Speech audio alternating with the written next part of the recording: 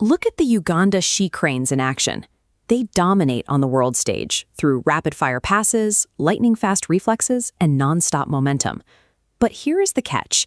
In netball, the moment you have the ball in your hands, you cannot run. You cannot walk. You cannot even take a single step. Because you are frozen the instant you make a catch, every ounce of speed on the court has to come from exactly two things: perfectly timed passing and teammates constantly repositioning themselves into open space. This diagram shows how we get started without expensive leather gear. You can build a safe, functional netball using materials right around you. Tightly roll dry banana fibers, pad them inside a soft polythene bag, and bind the whole thing firmly with sisal string. Once you have your ball, you start with the chest pass.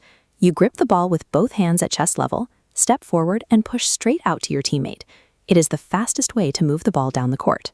But it only works when you have a short distance and zero defenders standing between you and your receiver.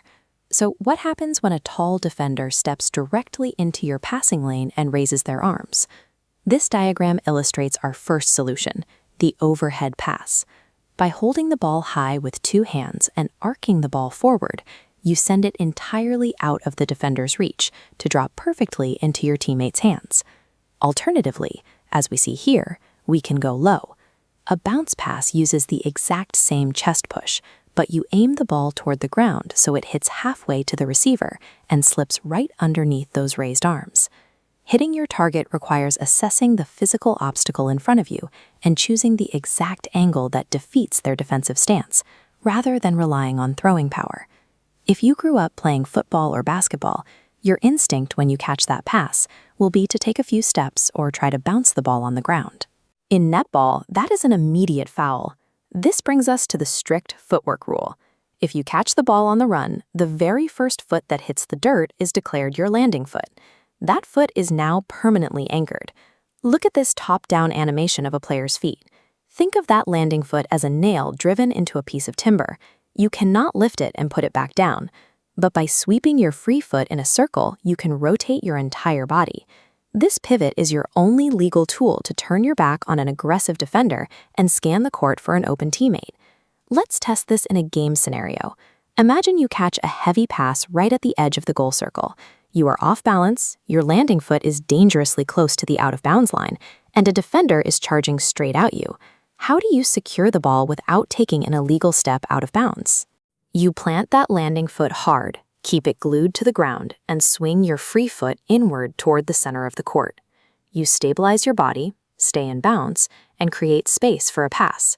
But you have to make that pass quickly. Netball enforces a strict 3-second time limit. Hold the ball any longer, and the umpire hands it to the other team.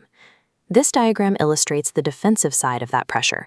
While the clock ticks down, the defender must stay entirely outside a 3-foot radius from you. They cannot snatch the ball, and they cannot physically bump you. This combination of restricted space, anchored feet, and a ticking clock prevents the game from devolving into a physical brawl.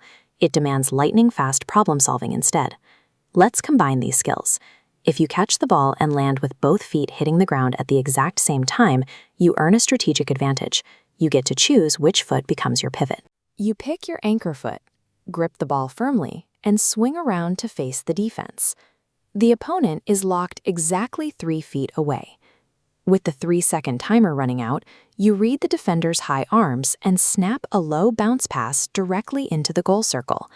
Your shooter receives it, bends their knees, and flicks their wrist to push the ball in a high arc just over the blocking defender's reach to score. By stripping away the ability to simply run past an opponent, netball forces players to act as a single, synchronized unit.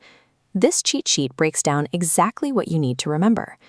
Master the rule of threes: 3 seconds to hold the ball and 3 feet of defensive space. Remember your footwork. Nail your landing foot to the ground to pivot. And practice the chest, overhead, and bounce passes to defeat any block. Internalize these constraints. When you step onto the court for your next physical education class, you'll know exactly how to control the pace, outsmart the defense, and lead your team.